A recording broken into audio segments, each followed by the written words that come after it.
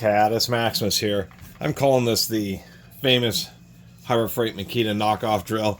Harbor Freight actually did sell these drills in the red body, but that must have been in the 1990s. There was an earlier era of Harbor Freight where some of the power tools actually weren't quite so bad. This is obviously a copy of the Makita 6013 BR. This one's an old one. This one's from, I think this one's from 1981. Yeah, it looks like it. Makita's been making these for a long time. And all the patents, design patents and everything else went out. And so what the Chinese did is they just made an absolute shameless copy. Like literally everything's just a simple interchange of everything on the Makita. Except for much cheaper build quality.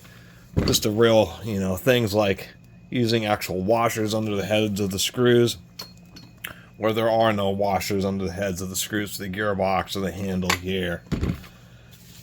Smooth casting and meeting of the different mold pieces. And of course we have our label right here. Label's in the exact same position, except for the casting we can see here are the mold junctions, a bit more of a lip. So anyway, and I believe because the Milwaukee designs and DeWalt and others were just so much more expensive, Makita was always a good money, good value for the money.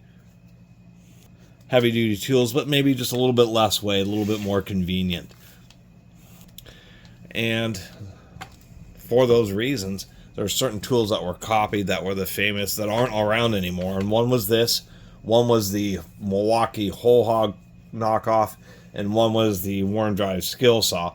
All three of those tools were not like as good as the originals, just like this one is not the same as a genuine Makita. They're still, just because they are copying really good designs, still decent. I mean, there's lots of differences. This uses a cheesier chuck with a sheet metal lower collar. Of course, the Makita uses an all billet steel. But one thing, I'm going to have to take a look inside this. The only reason I bought this is to make a video about the original knockoff. This is how one of these should sound. By the way, this was made in 1981. This is a 42-year-old Makita drill. And I paid way too much. Once again, I got it to make the video. I think I paid 25 bucks for this. So I basically ripped myself off. It sounds like there is a rusted out or seized or near seized bearing in this. So we're going to take a look. They even copied this thing on the Makita where this back handle actually just has a little bit of friction, but can generally twist around freely. The issue with that is, of course, Makita's idea is you'd only use the spade handle just to get it positioned, start your drilling, and then grab the top handle, which this is missing. This one we can tell by all the paint that's on it. That's what this person used it for. It was probably just for something pretty simple like mix and paint. Oh, and just like the Makita, they are both rated the same. The Makita is a 6 amp at 550. The newer 6013s actually have I think a 6.3 amp motor, and they may have even gone higher than that. Anyway, it was always a criticism because half the time when you're mixing, you just want to hold on to the spade handle. You don't need to hold on to both the top and bottom handles. And then you forget that this one twists around and it kind of becomes annoying. Anyway, pretty sure it's going to be the bearings. Since there's grease in the gearbox, it tends to keep the bearings in decent shape. These bearings in here, I suspect, either are steel shielded or just such low quality that the bearing seals allowed moisture to get in and started them to fail. And obviously the much higher quality bearings, which are much higher quality seals on the Makita, allows its bearings to stay alive. Even though this red drill, or even though the Makita is probably a decade, maybe even 15 years older than this drill here. So one thing I was noticing, I already looked in the top brush. I guess I'll show that on the top brush here. I think I'm going to swap out the brushes anyway.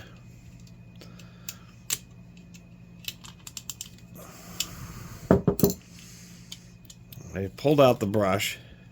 It seemed to be okay, but what I noticed, come on camera,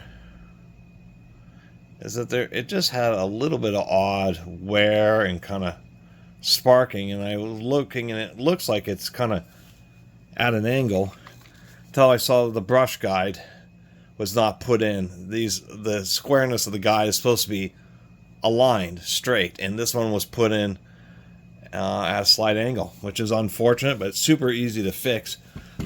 What I have to do is separate this because what's holding in the brushes is a couple little set screws.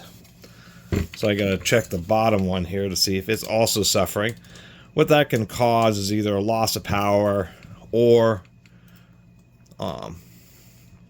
cause excessive heat buildup in the motor, because the brush is inappropriately slightly activating some of the other commutation bars. We can see that that one actually looks like it's pretty straight, so I'll give that a tighten. But see, they even copied like having little nuts in the plastic. So dealing with this, we have our little hole where that little set screw is down there. We will loosen that bad boy up. And we'll just use like a big flathead screwdriver to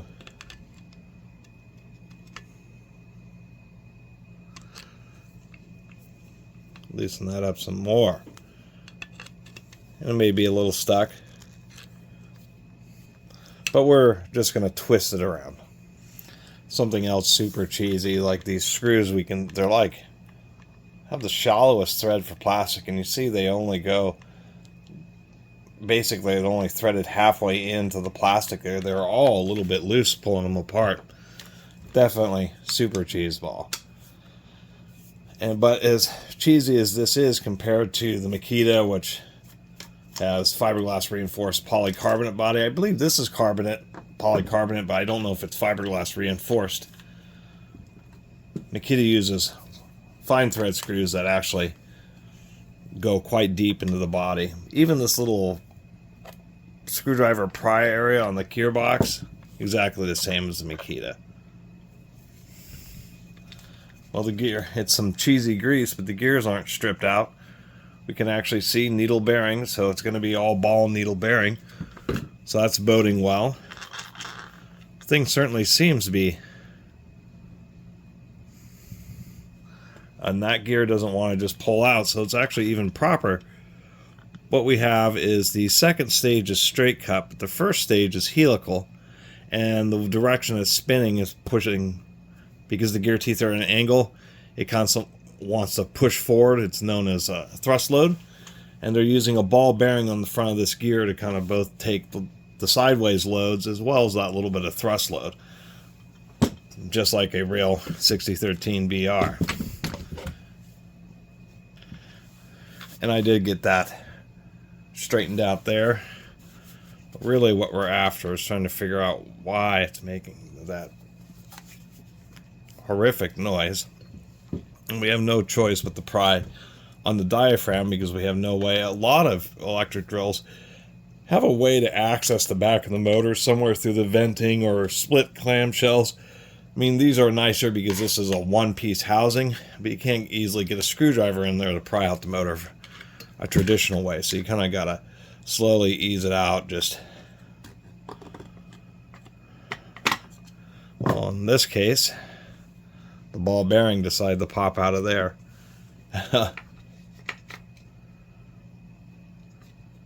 Well, it doesn't feel like it's definitely not that bearing. Usually these bearings up in the gearbox are okay. So if all that noise, can't believe how noisy it was. Let me get the rest of this motor out. Actually, this thing, those brushes have barely broken in, so I'm kind of glad I caught it before it did much wear. But there's still shininess on those pads. You see this periodic a little bit of darkness? That's because of a little bit of excessive sparking, because that brush being twisted Was this the one? That was indeed this brush was sitting like this, so what would happen is it would just barely engage and disengage at the wrong time rather than being absolutely straight. It's actually a pretty important thing. Oddly enough, this motor, we have the balancing is done just by drilling out some weight, and I count 7 little drill divots, 8, one little one there. It's actually not bad. Pretty good natural balancing. Expensive die-cast aluminum fan, so even on the, that's why Harbor Freight stopped selling these, is just the whole design was too expensive. The motor's actually not that bad, to tell you the truth. Those are welded, stamp welded contacts. We can see a little bit of jute and with the varnish or the epoxy. Interestingly enough, they have all these like little twists on the wires. I wonder if that's to create turbulence or maybe makes it just a little bit more durable for debris and stuff coming past it. But what I really think these bearings, there is some notchiness in this back one. I wonder if how noisy it is just the cheesier plastic and the fact that there's not much grease in the gearbox and making it sound noisy. But it certainly sounded real noisy for bearings that don't really seem that bad. So 608, 607s, 608s are like the most common. So on these tools, God, I'm having a hard time seeing on my own screen there. There you go, 608 RS. For like 15 bucks, it was a 10 pack of, cheaper, lower gauge, but new 608 double rubber sealed bearings. So that'll be like the last set of bearings. And indeed, on both sides of this motor, there are 608s. This is obviously a metal shield there. This was open because they were just relying on the sealing of the pocket back there to prevent dust and grip. But we can see on the front side it's metal shielded.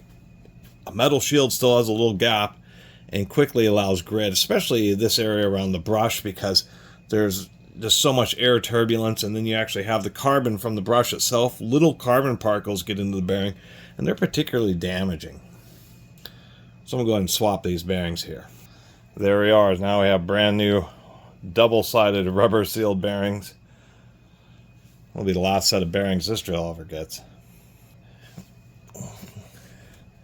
So the other thing I will mention about this drill, if I can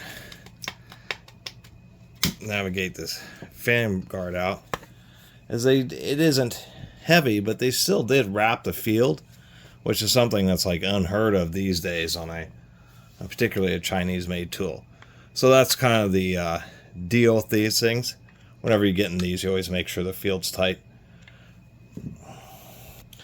As with so many Chinese products, they really chintz out the most on like fasteners, and there's so many areas where they actually do a pretty decent job. And this drill, is an example of that, where when they copy, at least they copied a good one, and it was such a faithful copy that it was actually pretty decent. But chintzing on the bearings, not having any rubber sealed ones particularly on the back of the motor, poor assembly work with the brush guide not being straight, really low grade fasteners. There's a lot of where they end up saving their money. So anyway, let me get this back together. Here we go, finally back together. It could use a better chuck. I did find some better fasteners. These actually go right about here, which is real close to how far. These holes aren't drilled all the way through, but it went, anyway, they went deeper. They happened to be metric, 4mm by 0.8 or something like that. They just happened to be just the right fit. Even though they're a fine thread, they just offered a lot more depth and a lot of grabbing power just because of so many threads. Anyway, gearbox is secure. New brushes in there.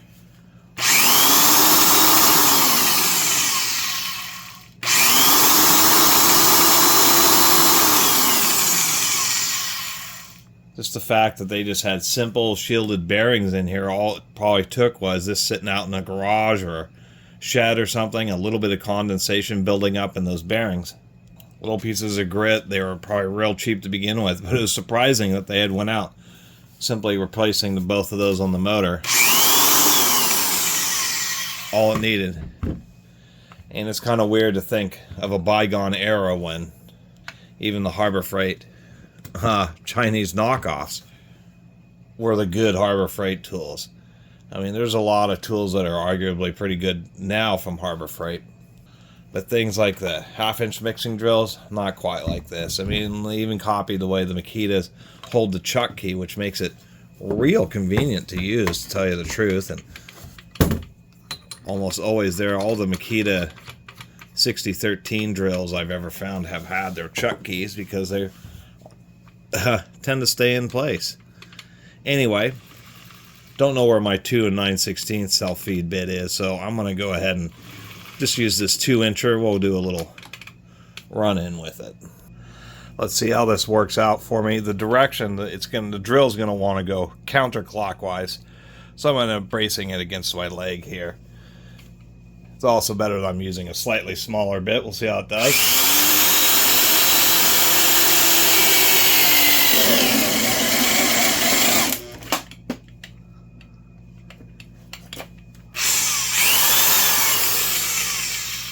Not super happy.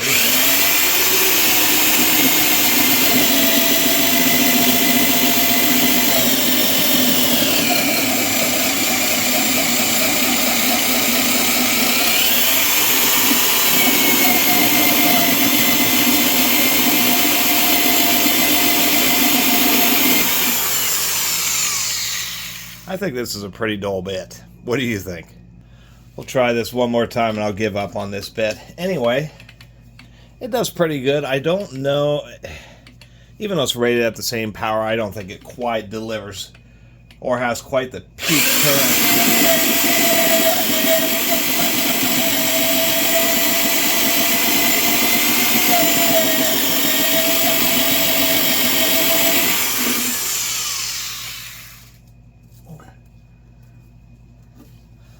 I don't know what is having so much trouble.